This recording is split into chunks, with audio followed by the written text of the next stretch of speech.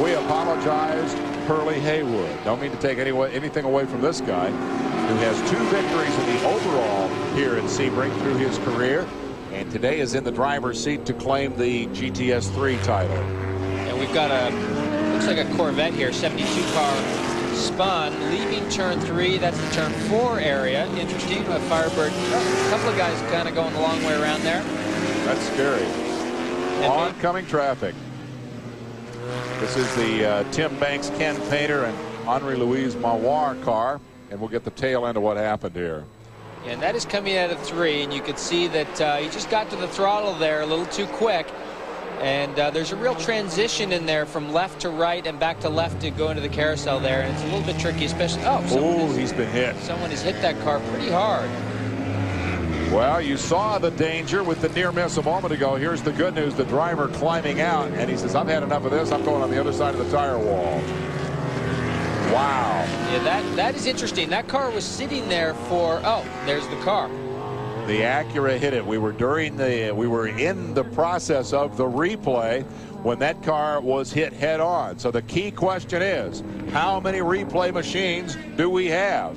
And the answer from the truck will be forthcoming in a moment. I think we're going to have just enough replay machines to show you this guy getting whacked head on. And this car had been there for quite a time, but you can see the Acura is tucked in behind another car there. And so he never saw that Corvette. Even though there would have been yellow flags waving there, he never saw it because he was tucked in behind that 911. Popped out to have a look, and there was a car there. Colin McManus, the cameraman, good work. Heads up on that one. Man, I'll tell you, he hit that thing a ton. You see the right in front of that Acura? It was 4 feet in the air. So their tough luck story continues for the week. That is to say, the Acura. The good news is everybody is okay, but the number 72 Chevy Camaro has taken a pounding, and we're back under full course yellow at Sebring. We'll be back with more.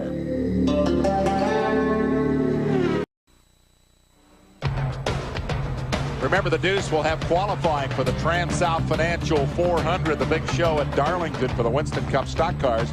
The qualifying show will be Friday afternoon at 3 o'clock Eastern Time.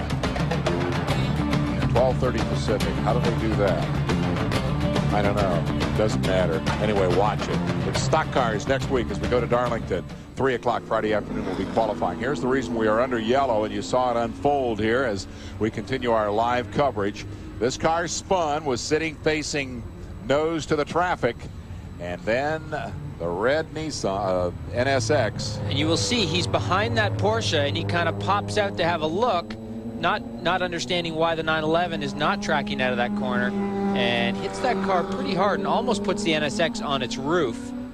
And that's only at about 50 miles an hour there. If that had been a quicker corner, that could have been really, really nasty. A scary moment indeed for both drivers. The good news is everybody is being reported okay. It was John Green at the wheel of the NSX who came around the corner, and well, this was the outcome, the aftermath, if you will.